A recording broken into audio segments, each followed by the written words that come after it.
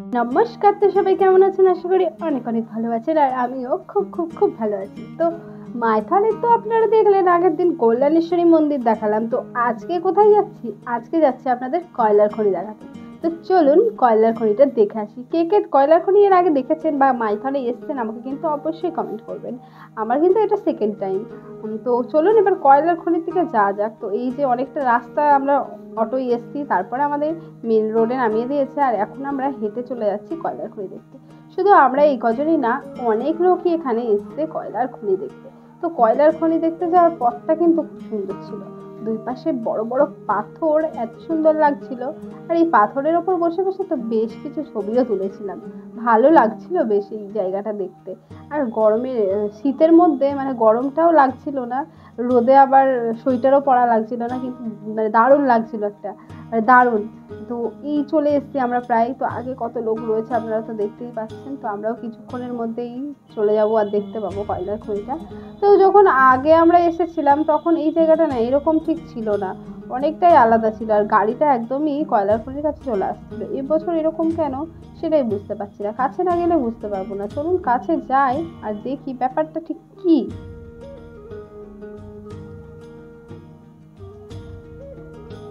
তো এখান থেকে সবাই দেখলাম উঁকি মেরে মেরে দেখছে, তো আমিও উঁকি দিলাম আর দেখলাম পুরো জল। আমি তো অবাক, কত গভীর একটা গর্ত টাইপের ছিল, আর কত গাড়ি লোকজন ভেতরে কাজ করছিল, আর এখন পুরো জল আর কিছুই না।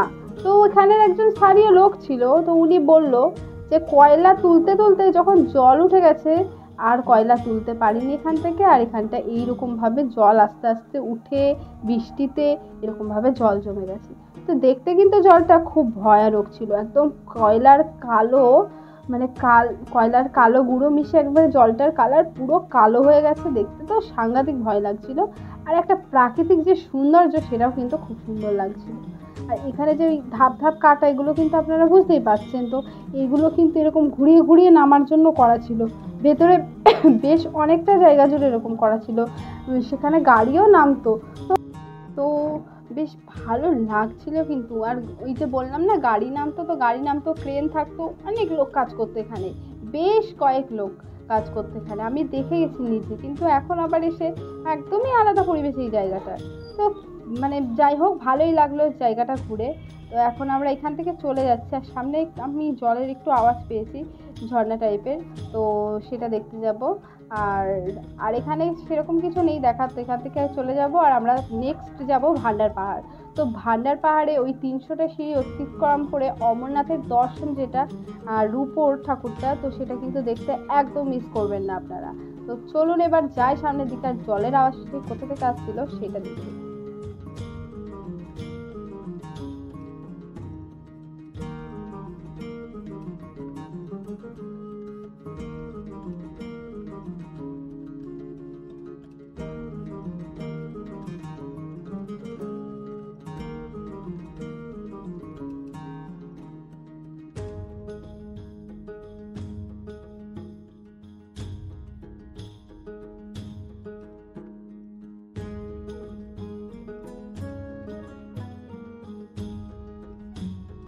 তো সামনেই আওয়াজটা পাচ্ছি, ঠিক বুঝতে পারছি না জায়গা মানে কোথা থেকে আওয়াজটা আসছে, কিন্তু আমার খুব আকর্ষণ ছিল জিনিসটা, আমি দেখবো ঝর্ণা টর্ণা আছে কিনা।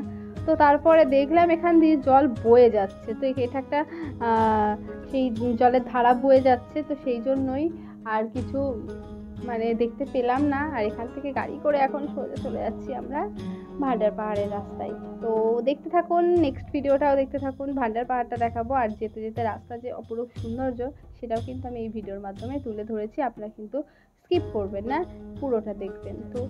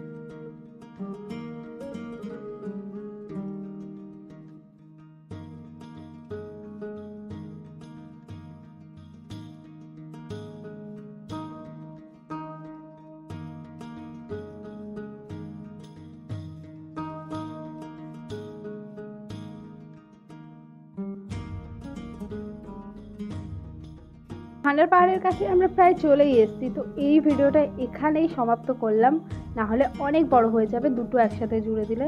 তো আজকের মতো টাটা, বাকি পার্টটা অবশ্যই আমি কালকে পোস্ট করব, কালকে দেখবেন।